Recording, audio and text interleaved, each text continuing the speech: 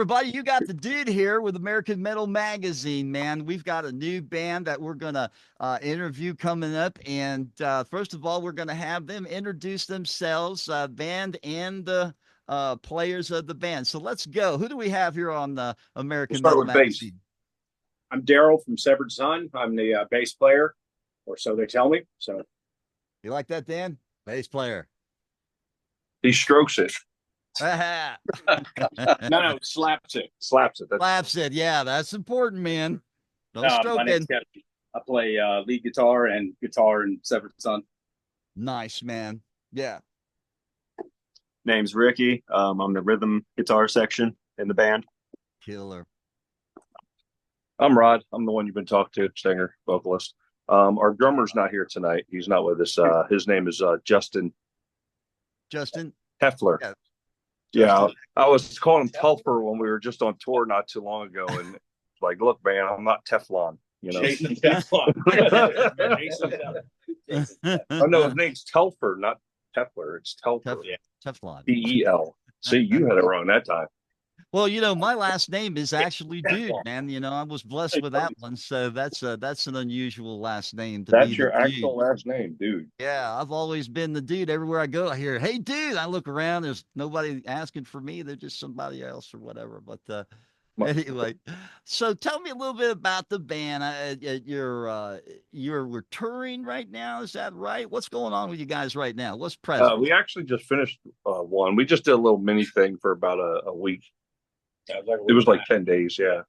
Oh, yeah. Little in and out. That's great. So you played every night for 10 days? No, we took some nights off and it was about had some every fun. Night. Yeah. Had some fun. Killer.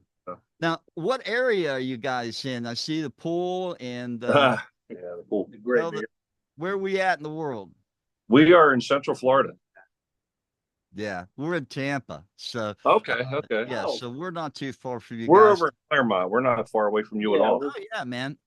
Well, I really want to get with you guys sometimes. Maybe we can play a side. We're in a band too. I'm the lead singer of Witchkill, and that kind of started American Metal Magazine because just like you, man, I'm trying to figure out how to make it, where to go, and we've had a lot of success because we've been talking to a lot of DJs and interviewing them, and really have learned a lot. And I encourage you guys actually to go to the website, listen to some of the interviews. It's some amazing information. And now that you're on the magazine, you're going to be on a lot of radars for a lot of these DJs. We've gone after some of the top DJs in the business, and we're just trying to get you and everybody that's semi-independent or independent notice to get some airplay, man, get it going, right? So you mentioned a tour. Was that just in the central Florida area? No, we went up the East Coast all the way up to Clifton, New Jersey. Wow, man, that is up around Old Bridge and all that, where like a lot of the thrash metal started. Nice. We played Sarasota, then we went up to Charleston, South Carolina, then we were up in Gastonia, North Carolina, then Clifton, New Jersey, and then we finished up in Newark, Delaware. So yeah. Oh, wow, man, that's a pretty good leg right there. Yeah. And, it was fun. That's killer, man. And that's what we all love to do, man. Get out there and do those little tours. Well, tell me, what was the scene like, guys? What was that like, man? Did you seem like in some areas it was a little bit hotter, or was it just good everywhere you went? Hot as balls in South Carolina. Is that right, man? Is that right? Hot everywhere. Yeah. Well, I mean, when I mean hot, I mean like, was it a great crowd? Was the was the venues? You always have your places that are good, and it'll be real hot. And like Dingbats, we love playing there. Yeah, about that place. Where's that at? That's in Clifton, New Jersey. Yeah, it's Clifton.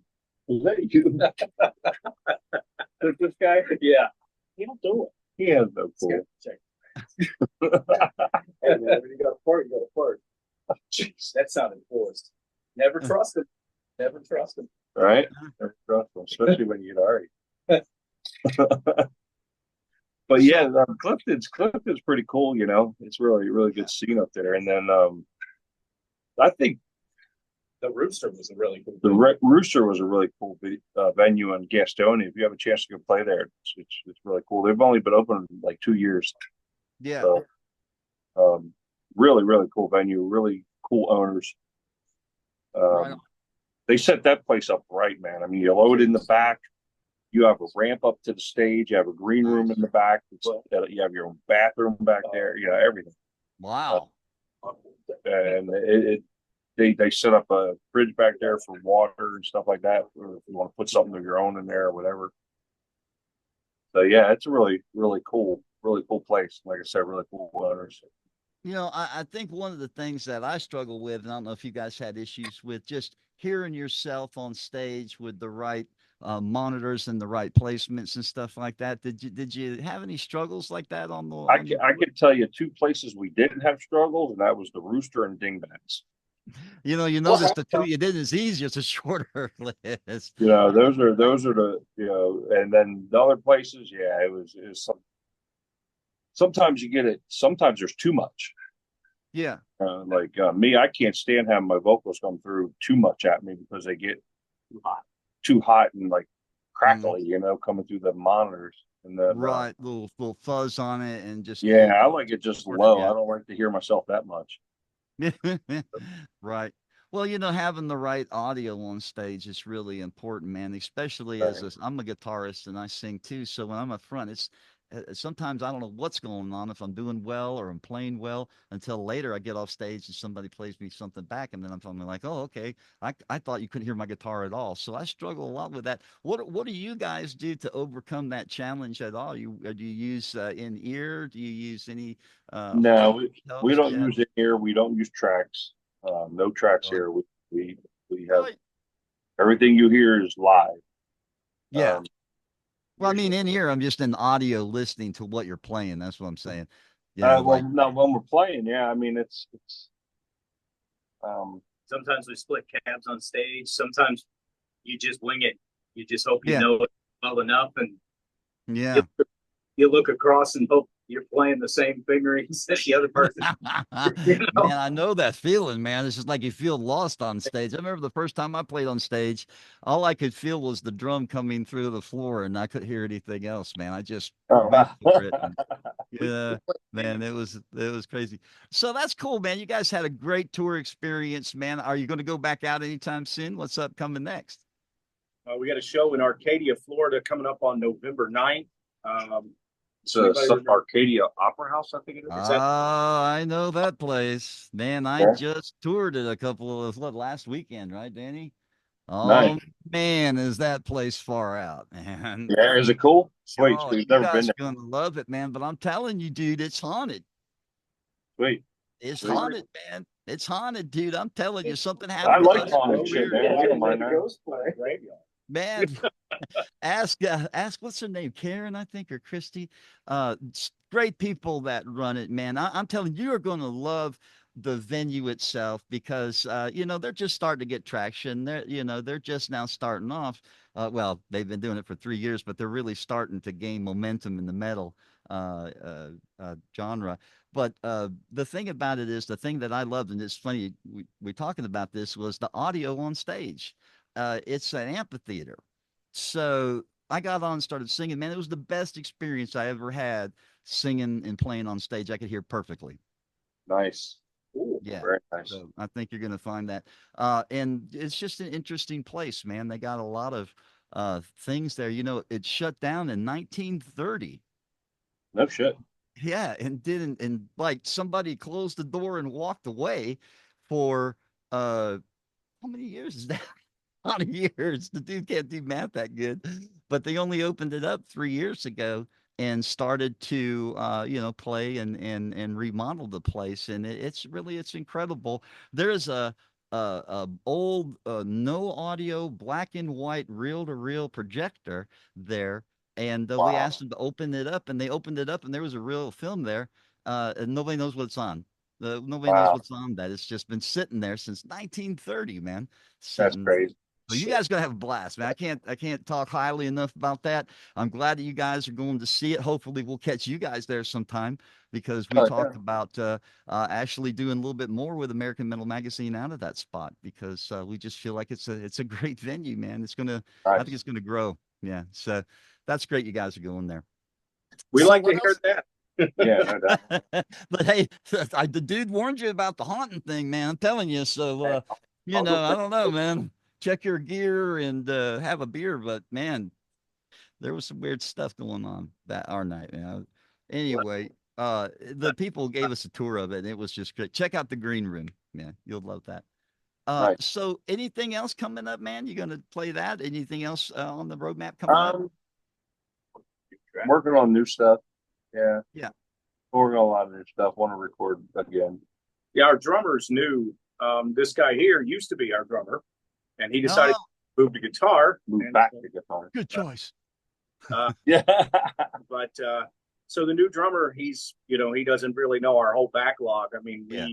we have 2 albums out, but we've got 4 albums worth of Actually, at yeah. least. I mean, yeah. I mean, so I mean, we've got 40, 50 songs, that are Yeah. completed and backlog material.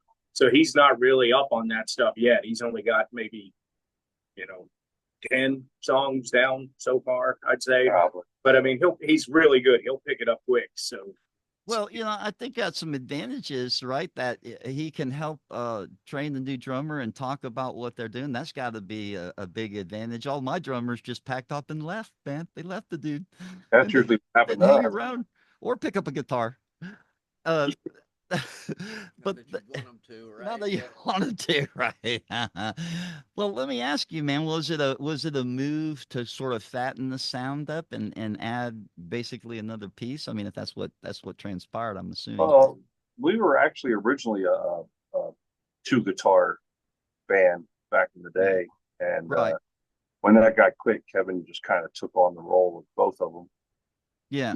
and we never really replaced it because I guess we just never really found anybody that was comparable. It's hard to gel with people. You start getting used to it's easy to run that way instead Yeah. of sometimes you get someone in, you work with them for 6 months and then they quit.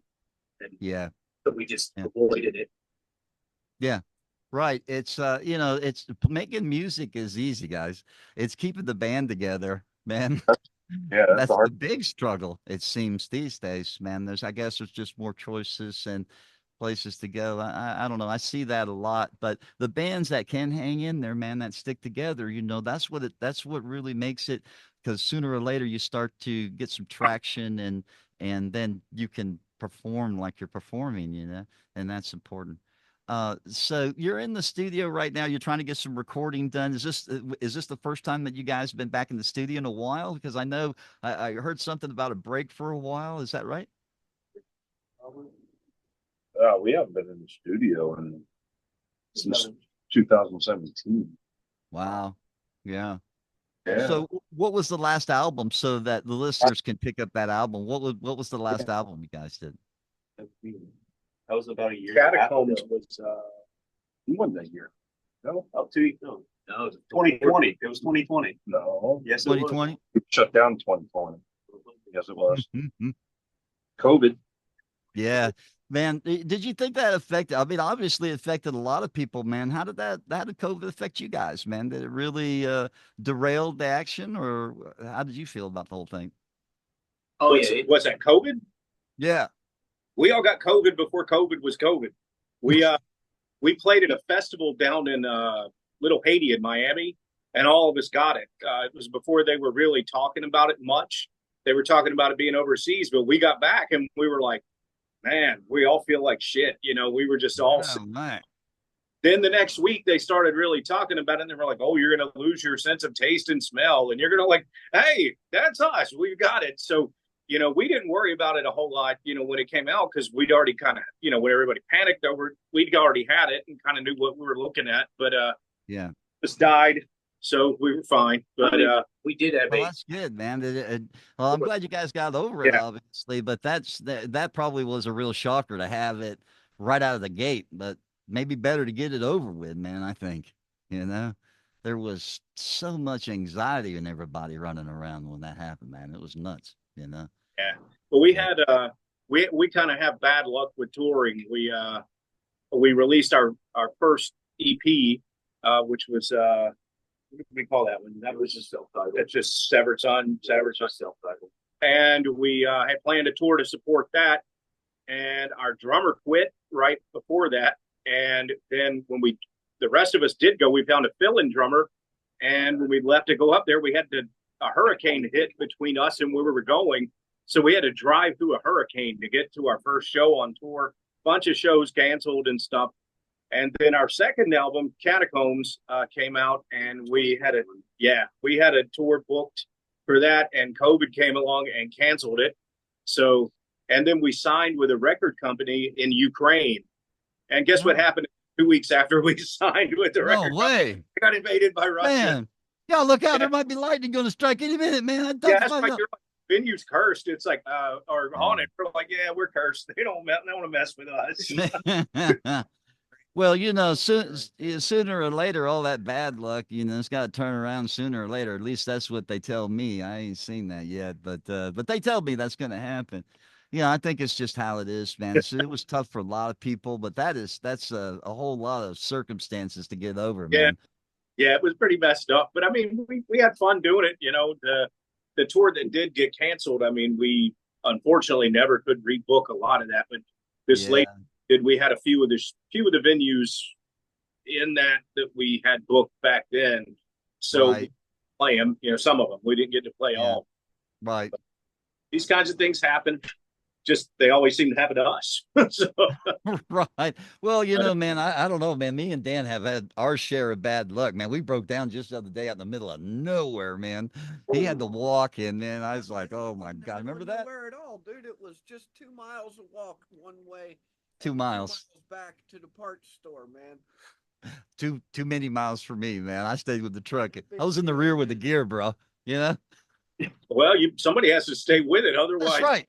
When you get back. I was on security detail that day for sure. Well, that's the bomb, man. So what do you guys want to do now, man? Like, what is the on track? Where are we going? What are we trying to accomplish in the near future with the band? Professional touring band. Yeah. Dude, ask the hard questions, man. I do. I know. I mean, I think our immediate goals are to get this album cut, you know, and done, and get that out, and then start booking the next tour. Like Kevin said, I mean, we have a really nice tour bus we bought in 2022. It's 2022. Pictures of that. Yeah. Oh, nice, man. It's a big 45-foot, you know, everything, but we want to use it. You know, it's. Yeah, I hear you. Well, you know, in that, let me ask you this, man. You went on a tour. Who set that up for you, man? You're working. You guys got a label right now you're under. I think you're affiliated with it. Have you up there? No, we did it ourselves. You know, we contacted venues and set it all up ourselves. We're in negotiation with a couple of. One's a record label, and the other is a management company, and they would be doing that. It's just. You know, unfortunately, we're not, you know, how do I put this? We don't make enough as a band to cover all of this. So, you know, you got to choose, you know, so right now the focus getting the album out, and then the next thing will probably be either, you know, the record label or either the management company, because, you know, the management help us get some of these things booked and that kind of stuff.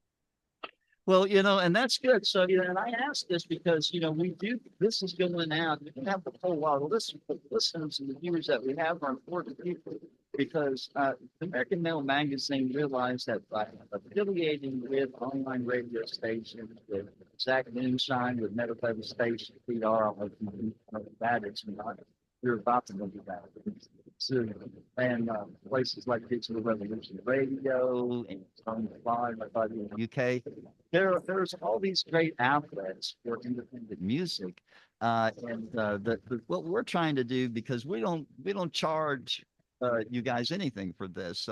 We're hoping to develop enough website to get paid by click and other things, but it's free to the artist. And basically, what A.M.M does is it just compiles all of the greatest artists that we can find, the bands that we feel really stand out. You know what I mean? Because the truth is there's a lot of great bands out there, and sometimes some great bands, and that muddies the water for everybody.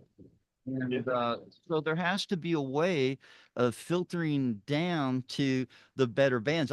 Even in myself, I hope to aspire to that list myself. I hold myself to that same standard. We gotta produce good music, but if we do, and we group together, we have a top 20 thing that we do, and the top 5 will be sent to all of those DJs, and they're probably going to play pretty much everybody because you got to realize the DJ side, man, they're just busy. They get 300 emails a day. That number blew me away. I couldn't believe it. But you're talking about somebody that has, well over collectively over 250,000 plus listeners daily with all of those DJs combined, you know. So, getting it out there and getting to know is important. You have to be a great band, but if it doesn't get in right in front of anybody, you're not gonna get traction. Now, one of the things I found out is just working with a PR company is very important because these guys kind of hold these as well. They can hook you up like I Zach Moonshine's got people now in Desert Magazine and places like that. So it's getting those good bands to the top so that the DJs don't have to sift through hundreds of people and they can look at people appropriately. And that's just what we're trying to do at A.M.M is just bring that for folks. And all we ask is, hey, man, share these videos and podcasts. So now let me ask some of these other questions. I like this one. Inspiration, what started you on this path as a musician? If you want to just go around, and just kind of tell us who were those influences? I didn't actually hear that. You broke up kind of. Okay, yeah, I got you really good. So what I'm asking you now is who are some of those influences that you had? Influence? Well, Yes. mine personally. Yes. Well, I grew up with the old 80s thrash, Metallica and Testament and Slayer and Overkill and all those bands, and then Black Sabbath was a big one. Yeah, that's big for me local. too, man. Hearing like Black Sabbath and like Deep Purple and stuff like that from my uncle and my father back in the day. And then Yeah. Later on, Black Label Society. I love Zach Wild's band. It's freaking awesome. Pantera, of course. And of course, us old guys got to see them. Yeah, back in the day, Yeah. Yeah, that's it, man. And I think that, what's really interesting, man, is just talking about this is how those bands really come through your music. And what I see is younger fans identifying with that same music back because yeah. Right. Some of it, I think some metal's kind of lost its way. Some of it's Yeah. really, really extreme, but I think that's because everybody tries to get that sound heavier than the next guy. Yeah. Right. Yeah. And it's a lot of energy, but I think you got to have a little groove out, Oh, hell yeah. Gotta have the groove, man. Gotta have Yeah. So now we'll go on to Ricky's influences. Oh, well, pretty much piggybacking off of everything he said because He didn't have a choice. He is my demon seed. yeah, I am the singer of Sun. So I grew up listening to all the same shit. Now for play style influences, I'd say being that as a drummer and also a guitar player. And he's a lefty. Yeah, unicorn, I guess.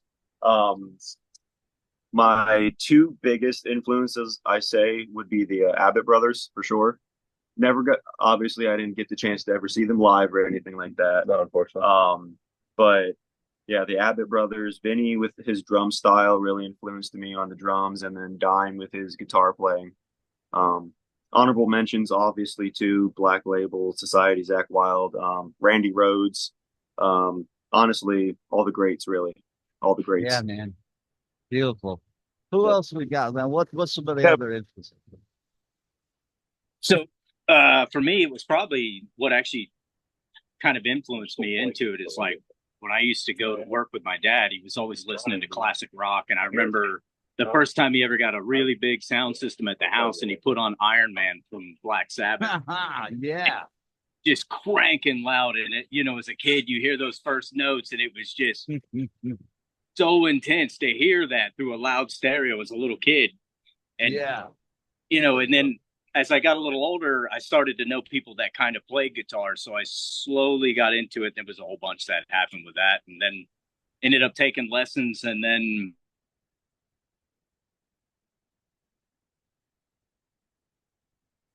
there was probably 20, 30 people in there, but it was 20, 30 people I didn't know.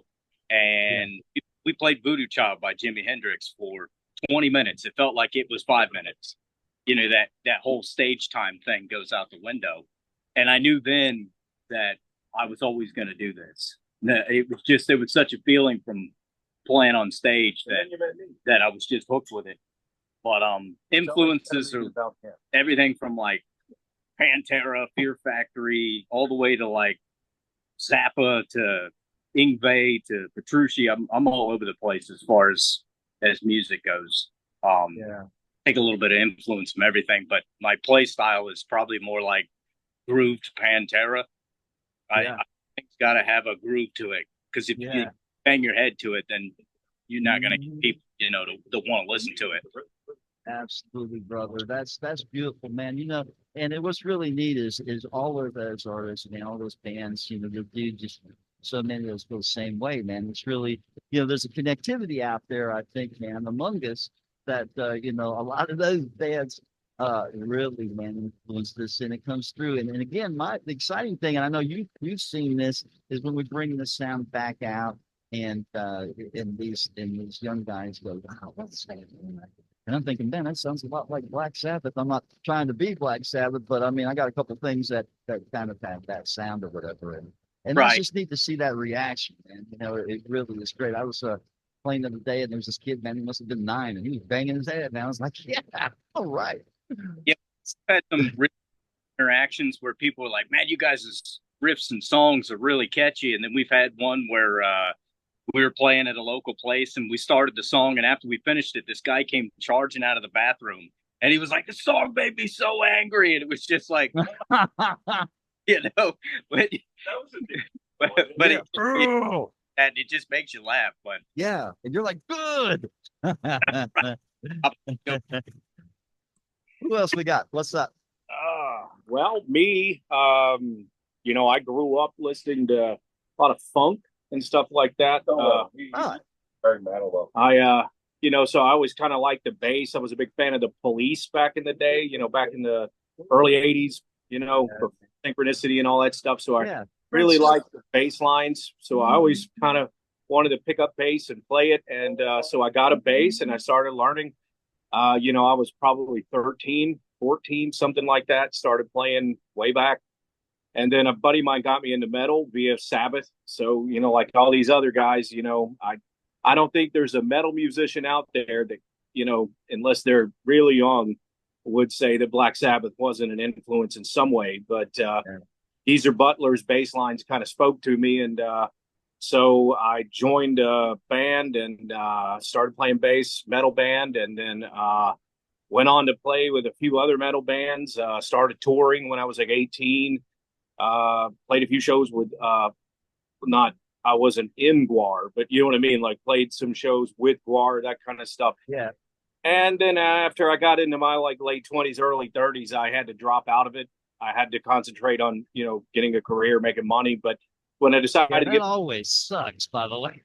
I mean, I kept playing on my own, you know, but I wasn't really in a band. I had some buddies of mine who were kind of, you know, doing it on, you know, for fun. And then I went up with this one group of guys I played with a long time ago, and we started playing again. And then my wife and I, when we relocated to Florida from North Carolina, I met up with these guys, and I liked what they were doing. You know, it wasn't, you know, your typical, you know, I feel like Kevin was saying, there's a groove to it. You know, it's something a bass player scratch out in, and you know, it's not just You know, it's I That's right, man.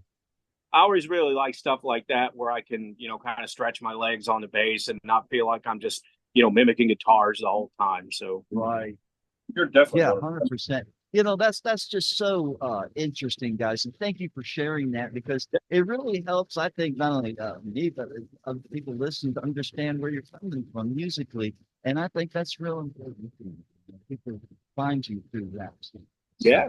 Well, we're about to come to a close. We got just a couple of minutes. So what we want to do now is, you guys got any shout outs, man? Any friends that you want to say hi to, or somebody that's helped your career? This is the time to say, hey, thanks a lot, man. all the bands we've shared the stage with. I couldn't name them all. There's a lot of them.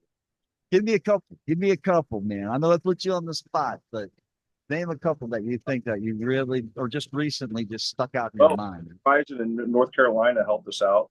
yeah, they were cool. Who was that again? Lilith Rising up in North. Lilith Rising. Yeah, they helped us out with that Rooster show when we. Nice.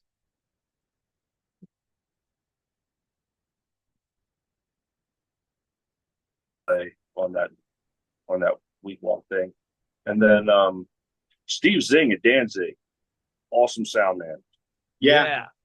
We got to give shouts out to Steve Zing from Danzig, Michelle at Danzig, Dingbats, and Robbie Bloodshed. Bloodshed. It was good seeing those guys. Like when we played at Dingbats, we were kind of surprised because we knew Steve. We'd played there before. We knew Steve did sound there, but when we got there, we were like, dude, it's Steve again and Robbie Bloodshed. We were like, sweet, we got to see him over. We played with him in Tampa. Tampa, right? Yeah. So. Yeah, well, Robbie. listen, I really appreciate you guys coming in, man, and hanging out with me here on A.M.M. I had a great time. We're going to put this out, and in about a week, I guess, from now, it should be scheduled. And we're not scared to play with anybody. We'll play with anybody. It doesn't matter. Rock and roll. Well, hey, man, you got a playmate right here. Dude. Let's go. Let's Yeah. go. We'll catch you guys somewhere. We definitely run into you, man. Yeah, we'll hook up. Yeah, 100%. We've got some great new, and this one I'm going to get you guys on after the show. We want to talk about some other promoters and some other guys that might be able to get you some gigs, man, if you're interested, because I think you guys need to run with that higher pack, man, if you ask me around here. Best shows we ever played, fan base wise, was Churchill's in Miami. Yeah, we missed that. And it's shut down now, unfortunately. Oh, no. Man, dude, people like right in our face the whole time we were playing. Was packed. Man, gotta love that. It's all about that crowd interaction, man. Well, hey, this has been great. It's time to go, man. Partying is such sweet sorrow. You guys are awesome. Sun.com. Yeah, say that one more time for me. www.severedsun.com. You can find out all about us. Do it, man. Visit these guys. Get out and see them. This has been the dude with American Metal Magazine, and we're going to catch you next time. Thanks so much, guys. Y'all rock. Right on. Take care. American Metal Magazine. All right.